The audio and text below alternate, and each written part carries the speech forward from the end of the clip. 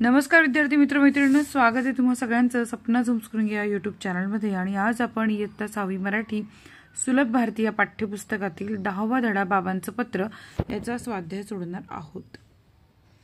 प्रश्न 1, एका शब्दात उत्तर लिहा।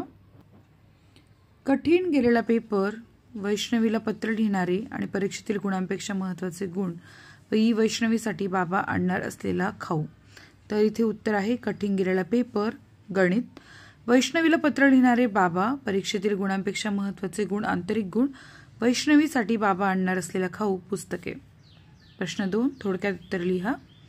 प्रश्न अ, आईने दूरध्वनीवरून बाबांना कोणता निरोप दिला? याचं उत्तर आहे 6 मे परीक्षेत गणिताचा पेपर खूपच कठीण गेल्यामुळे वैष्णवी फार निराश झाली आहे। हा निरोप आईने बाबांना दूरध्वनीने दिला।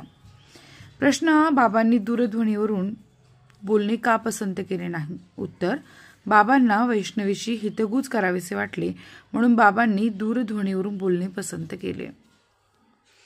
प्रश्न ई, गणित विषय वैष्णवीचा लाडका होण्यासाठी बाबांनी कोणते उपाय सुचवले आहेत? याचे उत्तर आहे गणित विषय वैष्णवी लाडका होण्यासाठी बाबांनी वैष्णवीला सांगितले की गणिताचा पेपर कठीण गेला म्हणून गणितानंतर असलेल्या विषयांचे पेपर अवघड जाणार असे होत नाही ना, मग त्या गोष्टींचा विचार करत बसल्याने उरलेल्या पेपरवरही त्याचा विपरीत परिणाम होतो।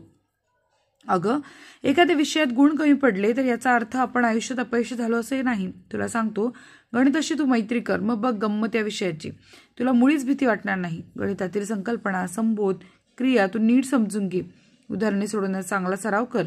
हा विषय लवकरच तुझा लाडका होईल, हा उपाय सुचवला। आमचे व्हिडिओ आवडत असतील तर हा QR कोड वापरून आम्हाला नक्की आर्थिक मदत करा, जेणेकरून आम्हाला आमचे काम करायला प्रोत्साहन मिळेल। प्रश्न 3, खालील शब्दांचे समानार्थी शब्द लिहा। नृत्य, उशीर, सुंदर, अवघड। नृत्यासाठी नाच आहे, सुंदरसाठी छान, अवघडसाठी कठीण आणि उशीरसाठी वेळ। प्रश्न 4, खालील शब्दांचे विरुद्धार्थी शब्द। कठीण, मैत्री, अपयश आणि अवगुण। कठीणसाठी सोपे, मैत्रीसाठी शत्रुत्व, अपयशासाठी यश आणि अवगुणसाठी गुण। वैष्णवीच्या अंगी असलेल्या कला, गोष्ट सांगणे, चित्र उत्तम काढणे आणि सुंदर नृत्य करणे। बाबांनी कला जोपासण्याचा आग्रह केला कारण आंतरिक गुणांची वाढ करतात, जीवन सुंदर करतात, व्यक्तिमत्व फुलवतात। प्रश्न 6, सध्याच्या युगात पत्र पाठवण्याची कोणकोणती साधने उपलब्ध आहेत त्याची यादी करा। उत्तर, पत्रपेटी, टपाल गाडी, कुरिअर, ईमेल आणि विमान। प्रश्न 7, दिवाळीच्या सुट्टीत तुम्ही काय काय गंमत करणार याची यादी बनवा। उत्तर, प्रथम मी नवीन कपडे विकत घेणार। 2, बाबांना सोबत घेऊन फटाके विकत घेणार। 3, आई बरोबर मामाच्या गावी जाणार। 4, आई व आजी यांना फराळ बनवण्यात मदत करणार। 5, मित्रांबरोबर मोकळ्या अंगणात फटाके वाजवणार। 6, शिक्षकांनी दिलेला गृहपाठ वेळेवर पूर्ण करेल आणि 7, मित्रांसोबत घरच्या अंगणात मातीचा किल्ला तयार करणार। 8, किल्ल्यावर शिवाजी महाराज व इतर शिपाई यांची मांडणी करणार। प्रश्न 8, तुमच्या मित्राला मैत्रिणीला पोहण्याच्या स्पर्धेत राज्यातून प्रथम क्रमांक प्राप्त झाला, त्याचे किंवा तिचे अभिनंदन करणारा संदेश खालील चौकटीत लिहा। उत्तर, प्रिय सुप्रिया, अभिनंदन अभिनंदन अभिनंदन, तुझा पोहण्याच्या स्पर्धेत राज्यातून प्रथम क्रमांक आला हे ऐकून खूप अभिमान वाटला। असेच यश तुझ्या वाटेला पुढे येऊ हीच ईश्वरचरणी प्रार्थना। प्रश्न 9, अपयश यशाची पहिली पायरी, यासाठी 2 वाक्य चौकटीत लिहायची आहेत। तर उत्तर आहे, सुख आणि दुःख यांना सारखे सामोरे जावे आणि 2 संकटांना जो धैर्याने तोंड देतो तोच जीवनात विजयी होतो। प्रकल्प दिलाय साने गुरुजी यांचे सुंदर पत्रे पुस्तक मिळवा, वाचा, त्यातील तुम्हाला आवडलेली पत्रे सुरेख अक्षरात लिहा। खालील वाक्यातील रिकाम्या जागी कंसातील योग्य विशेषणे लिहा। टवटवीत, उंच, नवा आणि 100 पैकी।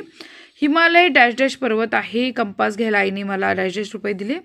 तर हिमालय उंच पर्वत आहे, कंपास घ्यायला आईने मला 100 रुपये दिले। बागेत डॅश डॅश फुले आहेत, बागेत टवटवीत फुले आहेत आणि ताईने मला नवा सदरा दिला। खालील तक्ता वाचायचा आहे आणि समजून घ्यायचं वाक्य आणि काळ।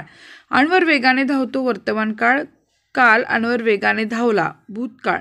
उद्या अण्वर वेगाने धावेल, भविष्यकाळ। क्रियापदाच्या रूपावरून वाक्यातील काळ ओळखता येतो। काळाचे मुख्य 3 प्रकार आहेत, वर्तमान काळ, भूतकाळ आणि भविष्यकाळ। धन्यवाद विद्यार्थी मित्र मैत्रिणींनो, जो तुम्ही आम्हाला खूप सपोर्ट करता त्याबद्दल। आमचे व्हिडिओ तुम्हाला आवडत असतील तर दिलेला QR कोड वापरून आम्हाला आर्थिक मदत करा, म्हणजे जेणेकरून आम्हाला आमचं काम अथकपणे करण्यास प्रोत्साहन मिळेल। धन्यवाद।